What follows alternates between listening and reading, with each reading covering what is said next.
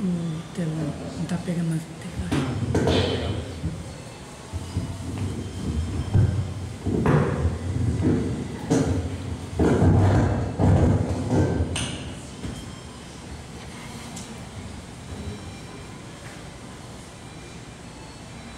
Boa noite a todos.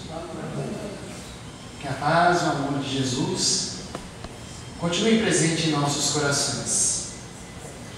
Agradecemos mais uma vez o convite desta casa, que muita alegria nos traz quando nos chama para reflexionarmos juntos a respeito das questões que envolvem a vida, a consciência, o espírito e tudo aquilo que cerca a nossa jornada pessoal.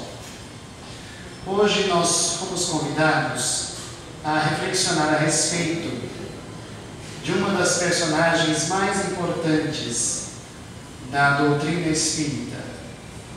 Embora ela ainda não tenha realizado trabalhos como encarnada, desencarnada, através da mediunidade do grande apóstolo Divaldo Pereira Franco, tem realizado um intenso e prodigioso trabalho de escrita de várias obras à luz da psicologia e do espiritismo.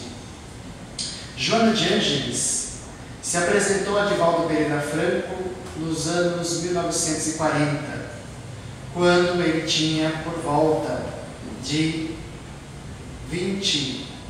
15 anos de idade. Nessa época, ainda muito jovem, ela se apresentou para ele como um espírito amigo. E mais tarde, quando a intimidade da mentora e do instrutor se tornaram mais próximas, ela teve a liberdade de revelar um pouco da sua história e da sua vida. E ao longo da jornada de divulgação da mensagem do Espiritismo, Divaldo foi sendo revelado a ele uma grande relação de intimidade, de proximidade com Joana de Ângeles. E uma relação tão próxima que muitas vezes nos surpreendeu. Muito mais do que fazer uma homenagem a Joana de Ângeles e também a atividade dedicada e entregue que Divaldo Franco faz ao ideal do Espiritismo, realizando de maneira incessante palestras e conferências no Brasil e em vários países. A importância de Joana de Ângeles, e que eu quero dividir com vocês esta noite, é de nós percebermos que ela também fez a sua jornada. Ela também se submeteu às questões que nos são impostas através dos processos da lei de causa e efeito, das reencarnações sucessivas, da vida em outros mundos e do processo de intercâmbio com os espíritos que serve de ferramenta para a nossa edificação. E para que isso se torne muito mais lúdico e interessante, nós resolvemos apresentar em ciclos de vidas que ela revelou ao longo da sua história de Divaldo Franco e que constam, para quem tiver mais interesse, na obra intitulada Joana e Jesus, que essa obra é escrita através de Divaldo Franco e também da autoria, de coautoria de César Braga Said, um especialista nas vidas que Joana de Ângeles teve e que pôde revelar a nós e que veio ao nosso conhecimento. Joana de Ângeles pode nos parecer um espírito muito gabaritado e de uma grandeza inatingível. Aqueles que não tiveram oportunidade, fica o convite a partir de hoje para terem contato com uma de suas obras. Recomendamos inclusive a primeira da sua grande série psicológica, Jesus e a Atualidade. Nessas obras nós podemos perceber um grande moral e uma grande índole de conhecimento vasto a respeito da doutrina dos espíritos que Joana de Ângeles carrega ao longo dos seus tempos. Mas isso não diz respeito à sua vida atual como espírito desencarnado, orientadora de Divaldo Franco.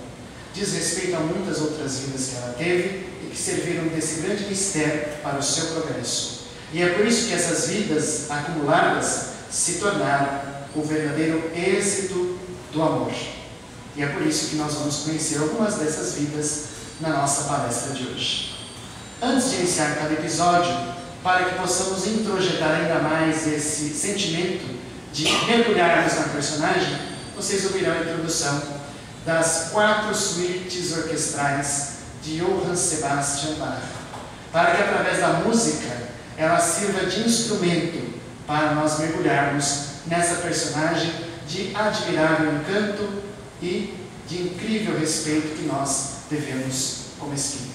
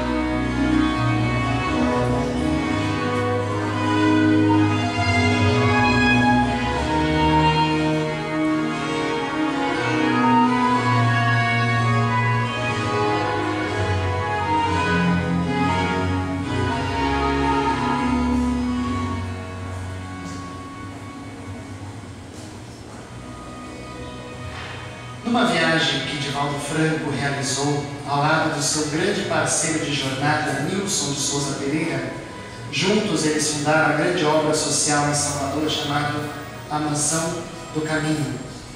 E em viagem a Roma, em 1970, eles tiveram a oportunidade de conhecer a grande cidade eterna.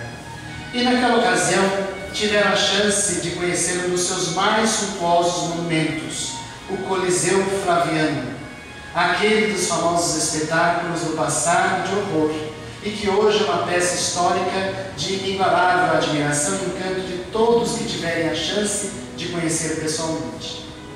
Eles estavam no Coliseu, Nilson e Divaldo, e até aquele instante, Nilson havia confessado a Divaldo uma inquietação muito pessoal. Nilson dizia a Divaldo que, embora juntos tivessem iniciado a trajetória do Espiritismo, que juntos tivessem enfrentado as injunções do início, as críticas, as quedas, ele não tinha conseguido ainda atingir o nível de sentimento capaz de emocioná-lo toda vez que ele fizesse uma prece, toda vez que ele falasse alguma coisa, toda vez que ele fosse inspirado a falar sobre Jesus. Alguma coisa o bloqueava no seu sentimento. E é por essa razão que ele tinha receios, naturalmente, de se emocionar ao falar de Jesus. Havia, segundo ele, uma espécie de bloqueio. Joana de Ângeles, por inspiração, pediu aos dois que fossem na viagem ao Coliseu, porque ela tinha que apresentar-lhes uma coisa. Quando eles estavam no Coliseu, em visita, tiveram a ocasião de juntos admirarem aquela paisagem, que apesar de ruína, gera as mais variadas imaginações nossas, quando aquele monumento era, na sua origem, de inatacável beleza e de encanto na sua arquitetura, mas para uma finalidade muito trágica e desastrosa, que era massacrar e perseguir aqueles que eram inimigos de Roma. Joana de Ângeles então se apercebe-se próxima de Divaldo neste encontro no Coliseu e pede para que juntos deem as mãos e fechem os olhos, porque ela vai apresentar-lhes um cenário de uma de suas existências anteriores. E é nessa ocasião que ela leva-os a conhecer um primeiro episódio da sua existência em que os dois eram seus filhos. Isso nos idos do início do cristianismo primitivo, quando ainda Jesus percorria o nosso mundo trazendo a boa nova. Ela se chamava Joana de Cusa. Joana de Cusa, por morar na cidade que ficava na Palestina, era uma mulher de muito prestígio e de muito respeito, pelo fato de ser a esposa do intendente de Antipas, uma espécie de cargo público de administração muito requisitado e respeitado, o segundo no comando de Herodes, na época governador da região da Judéia. Naquela oportunidade, tendo o conhecimento que ela tinha a respeito das questões da vida, ela vivia uma vida com muito vazio existencial. Ela não tinha ainda a exata noção de Jesus. E ao viver aquela vida cheia de interesses políticos promovidos pelo seu esposo, de corrupção, de perversidade, de desencanto, de mentiras, trapaças e tudo mais que a vida pública e social na época principalmente conduzia, ela se sentia muito infeliz. Naquela oportunidade, então, ela foi convidada por alguns companheiros e pessoas próximas a ter a oportunidade de falar com esse Jesus de Nazaré. Quem sabe, talvez, Joana, ele possa te ajudar. E no capítulo 15 do livro A Boa Nova, de Humberto de Campos, psicografada por Francisco Cândido Xavier, é narrado este episódio memorável da sua trajetória. Ela vai à casa de Simão Pedro e tem um encontro inolvidável com o Mestre, que a recebe com todo carinho, assim como recebia qualquer um que o visitava. Mas essa pessoa especial precisava estar com ele. Ela se ajoelha pedindo auxílio e amparo, e ele, com muito enlevo, busca ouvir o seu drama, as questões familiares, os interesses mesquinhos que o marido lhe proporcionava e que desarmonizavam o seu lar, a vida vazia sem um propósito existencial. E inquieta, ela pergunta se fosse possível, mestre, eu teria a chance de abandonar tudo e segui-lo. E o mestre, com muito carinho, fala: minha irmã, amar a mim não significa necessariamente seguir-me. É preciso que ame o teu semelhante estando ao lado dele, acompanhando o seu testemunho. E é nesse sentido que eu te convido: volte ao lar. Porque amar a Deus é amar aquele que talvez não conheça Deus. Mas, como digo, os sãos não precisam de médico. Tu já estás curada pelas bênçãos de Deus, nosso Pai. Seu esposo ainda não. Mas tu tens questões a resolver com ele. E é por isso que é preciso que voltes ao lar, principalmente em favor dos pequeninos, seus filhos, que precisam de todo o teu carinho para estabelecer a harmonia no lar que você quer resgatar. Dependerá de você esse testemunho. E logo em seguida ela volta a casa, ainda muito inquieta, perguntando: mas por que será que Deus, sendo um Pai que nos ama, nos coloca numa situação tão constrangedora como essa?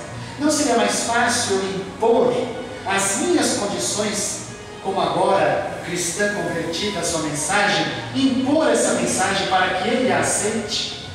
E Jesus, tendo muito carinho de educar o Espírito, disse com muita beleza: Deus, nosso Pai, não se esmera nem se esforça a nos impor como se fosse um raio qualquer questão que venhamos a aprender.